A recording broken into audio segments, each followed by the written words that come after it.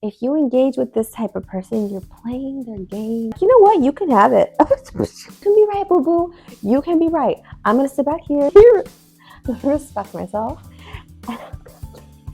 Love you. Can't participate in this conversation anymore. Raise your hand if you've experienced this before. Have you ever been in a situation where you had to basically make the right decision for yourself, whether that be for like personal boundaries or for your mental health or whatever that might be? I mean, it could range from many different things. And the person that is used to you not having any boundaries gets upset. Raise your hand. You don't grow a pair. You will always be everyone's little pawn. People will think, oh, she's easy, because she's not going to say anything, because she's not going to do anything, because I've crossed her boundaries before and she's never, done anything about it. So, or he or she. So why should I care? Okay, wait, can you still hear me?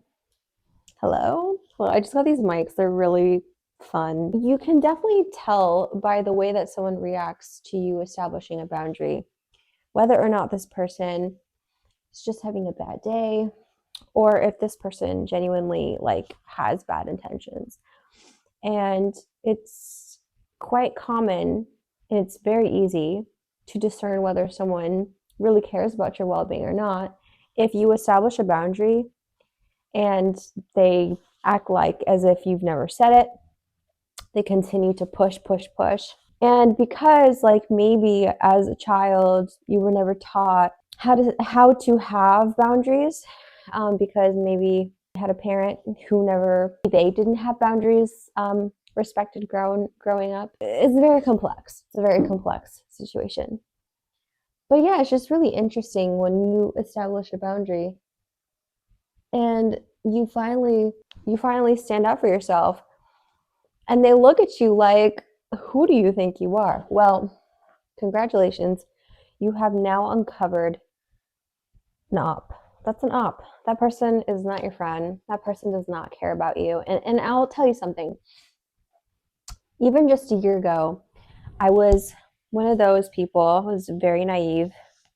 I thought most of the world would never do certain things. And as I've gotten older and as I've matured and as I've walked on the earth a little longer, the reality is that more people are going to want to hurt you than there are people who want to help you. But there are amazing people in the world, but you do have to not be naive. You have to pay attention. If somebody shows you who they are the first time, believe them. Don't make excuses for them. Don't say, oh, they didn't mean that. If they don't explicitly tell you that they didn't mean that and explicitly work on showing you that they didn't mean that, then I'm sorry to tell you, they did. They meant it. They meant it. And it's a hard truth. It's a hard truth, and it can be quite lonely. You're going to feel really, really awkward establishing any boundaries. People really take kindness for weakness. In this world, if you're a kind person, I've come to find that if you're just, kind, you're patient, you wait for people, you're courteous, you're not always in a rush, you're worried about other people's feelings. It's so interesting. I don't know if it's a psychological thing or what, or if it's I don't know exactly what it is, but it is very commonly seen as a weakness, which is so backwards, because this world really could do with more kindness. And it's very interesting as well that there will be people who will take advantage of this kindness again and again and again and again until the person who has no personal boundaries, who has been fawning their whole life. If you don't know what fawning is, it's basically being a people pleaser. Okay, if you're a people pleaser, you understand that at some point the people pleaser has a snapping point where you just are like, okay, enough is enough. And both parties are to blame, because on one end, it's like you have someone with, I'm not calling them a narcissist, but someone with qualities of someone who is narcissistic, who loves to push boundaries, who loves to keep someone under their thumb, who loves to manipulate and get an emotional reaction out of you, who enjoys watching you suffer. And then you have a person who is very empathetic and worries about how other people are feeling, and often puts their own needs on the back burner to help someone else. When this person finds this person, what tends to happen is, and this is what I want you to do, like if you are a people pleaser, just so you know, you being a people pleaser is not helping anybody. It's not helping you. And it's most certainly just giving a narcissistic personality supply to which, when you no longer supply that for them, they'll eventually just discard you. It's kind of a hard truth to accept, is that you have to advocate for yourself. And I know it's going to feel a little awkward and a little weird at first. Um, I'm still learning how to do this to this day. It's still kind of an awkward thing for me. I'm not the best at doing this, but you do have to learn how to advocate for yourself in a way that is natural, not problematic. You're not trying to cause any issues. You're not trying to cause a problem, but in a way where it's like you are respecting your own boundaries. Now, depending on how someone else reacts to you establishing a boundary, that also really tells you if someone cares about you or not. When you're in a situation where somebody perceives you as weak because you're empathetic, they will play to your emotions constantly. They'll cry in front of you. They'll try to look vulnerable in front of you. I think it's like called covert narcissism, where they're the victim and everything hurts them and everything's so bad. And because you are sensitive to someone suffering, they love that because they know that they can use emotion to manipulate you, right? But you also have to understand, if you let someone know outright, and you have to let them know right away, when they start to test your boundaries, because they will say, hey, can I do X, Y, or Z? And you get a little gut feeling that you don't think that would be okay. Listen to that the first time and honor your needs, because that is your body telling you, no, actually, I'm not okay. But a lot of times we bypass those physical signals because we don't want conflict. We don't want issues. We just say, what's so bad about, this person getting access to this part of my life? That's fine. But just know that if someone has the intention to manipulate you in any type of way, that's just the first step. Then they're going to ask you the next thing. And each time it's going to be more and more invasive until they get this close. They're like right in your face. And at some point, what tends to happen with like someone who has a fawning type of personality, fawning is just basically someone who has become a people pleaser out of survival. You've just learned that it's okay. You don't want the conflict. You'd rather just be a wallflower, fall into the background, appease this person, with whatever that they want. Maybe you grew up with a parent who always wanted what they wanted. There was no questions. There was no room for maybe. There's no gray area. This is what I say, this is what goes, and there's no dialogue between you and I. This is just what it is. Then you've learned that, I just don't want conflict. So I'm just going to give this person whatever they want. And I'm not a psychologist, but this is just like what I've learned from my personal experience.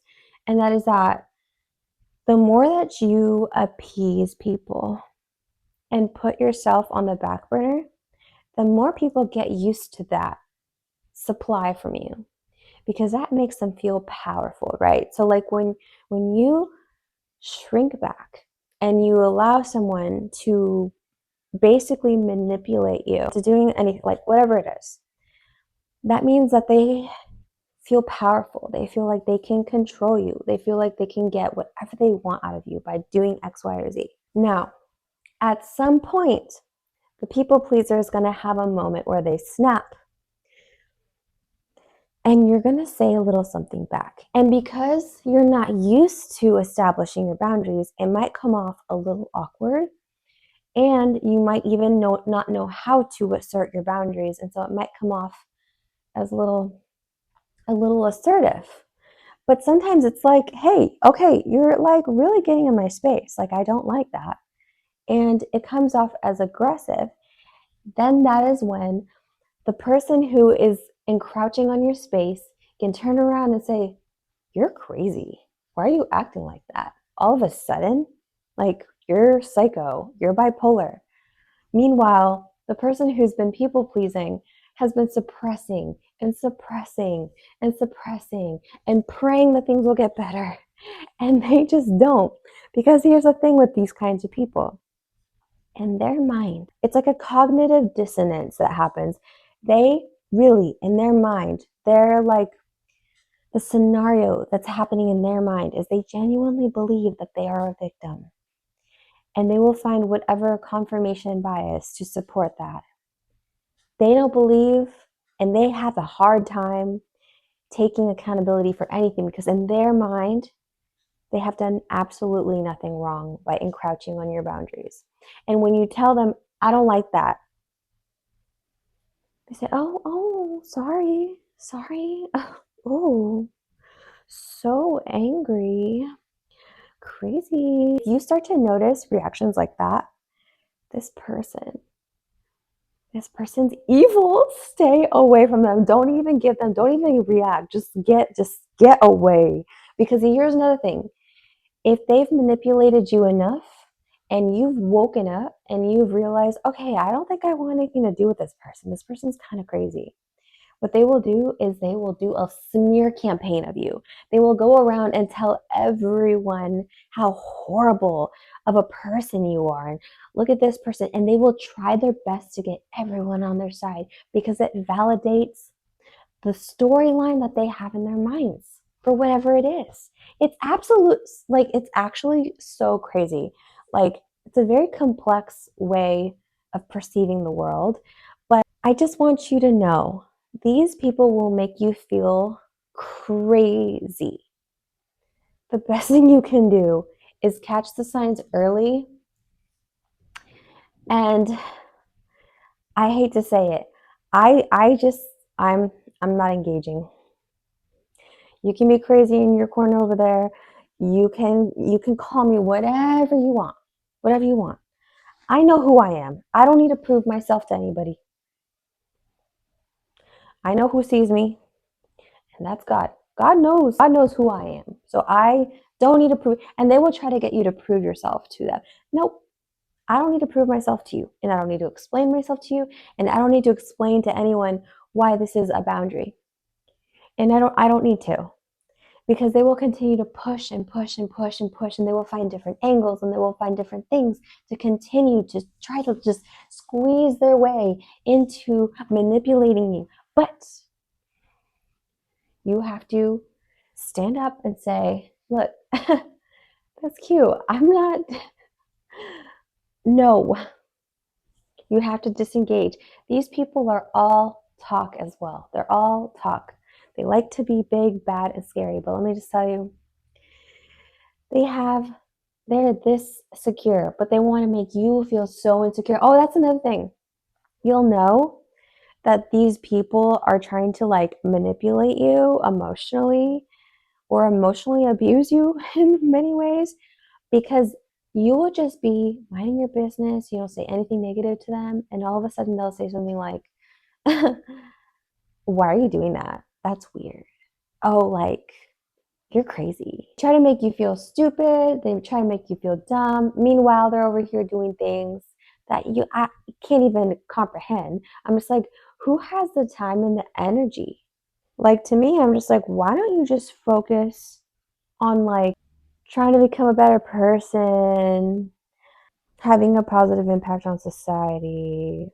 But no, you'd rather lie, cheat, steal, manipulate, and make other people feel this big. You need to not engage with these people. Do not engage. Don't engage. Because you know why? If you engage with this type of person, you're playing their game. No. I used to be so naive and I used to play into it. I used to be like, hey, that's not fair. Now I'm like, you know what? You can have it. You can have it. You can feel right. I don't need to be right. You can be right, boo boo. You can be right. I'm going to sit back here. You do your thing. No, actually, no. I'm fine. I'm going to let me respect myself. Relationships, coworkers, even parents. Okay, sometimes parents, you still have to love them, but I mean, I would say establishing boundaries with them. Like, there's certain things if your parent is driving you nuts, you tell them, look, love you, can't participate in this conversation anymore.